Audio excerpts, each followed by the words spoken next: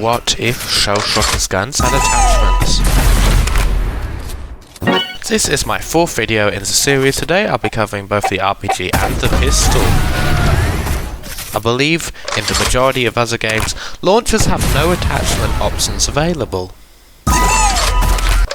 So, before we start the video, know that I made up most of these theoretical attachments for the RPG. Let me know in the comments if you've ever played a game where launchers do have attachments. And make sure you've seen any previous videos of this series. But let's get into the video, starting off with what the gunsmith would look like.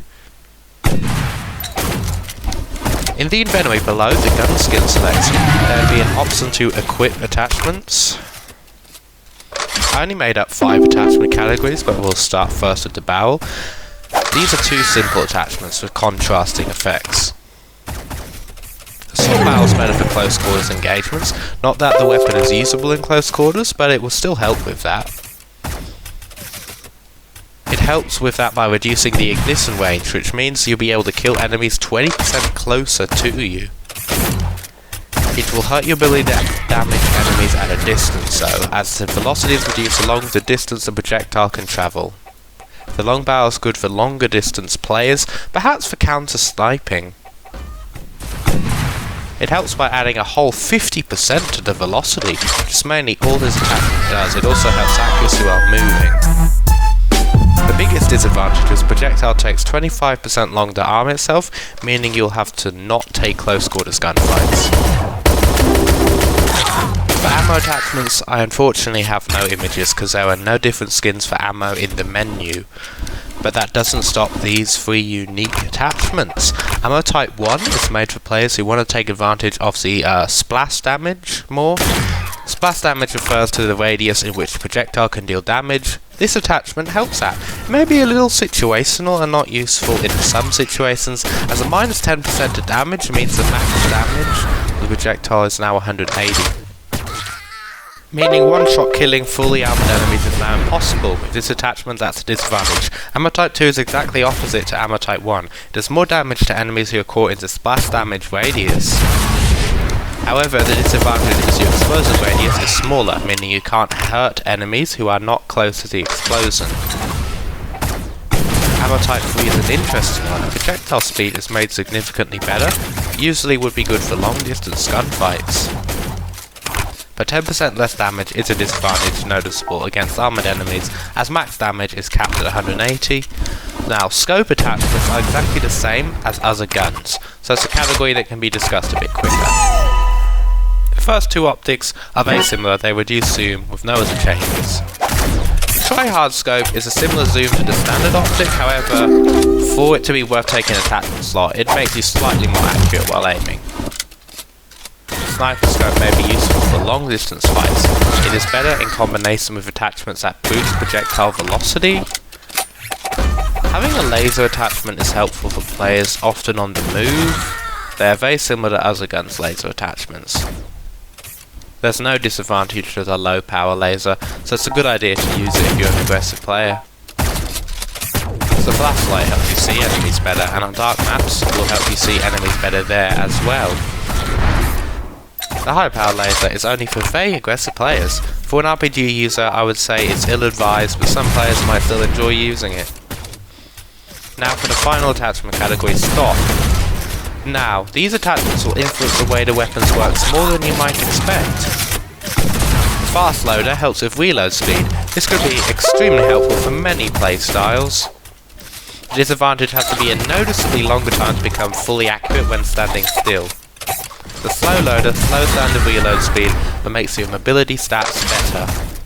In many situations, it will be useful to have better mobility, however reload speed can be a stat that you don't want to make worse.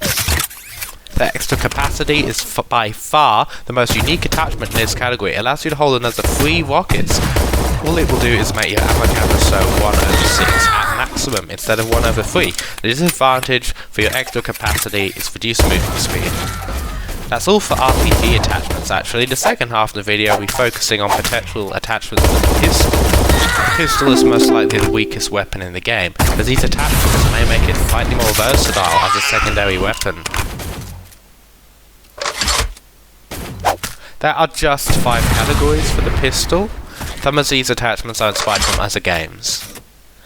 I was going to make a laser attachment, but I actually ran out of time to get the video out on schedule. The purpose of the flash guard is stopping enemy players from seeing the muzzle flash when they fire. The way the silencer would work is to reduce gun volume by 80%, as explained in previous videos of the series. It also has no muzzle flash, and the disadvantage for this is less damage range.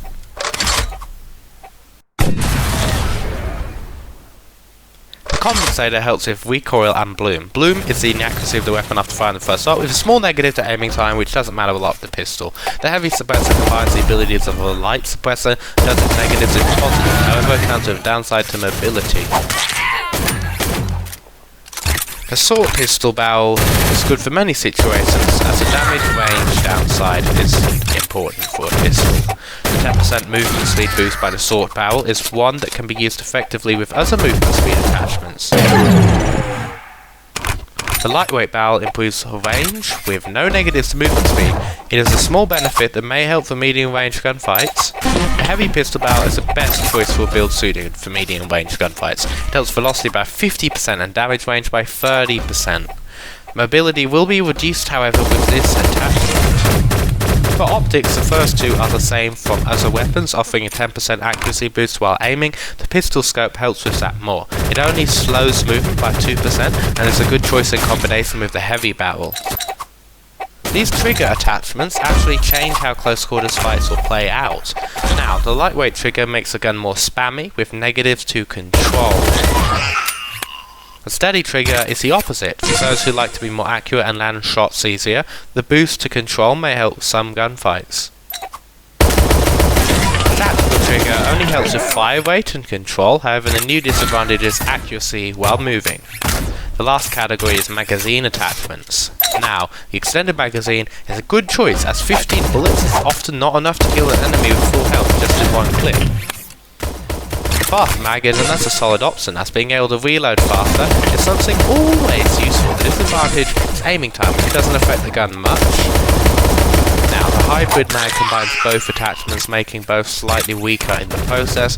It's good if you can't decide whether extra ammo or faster reload is better. I hope you enjoyed this video. Be sure to leave a like and subscribe if you did. The rest of the video is just a kill streak with pistol and melee only. Hope you enjoy some funny chat, I guess.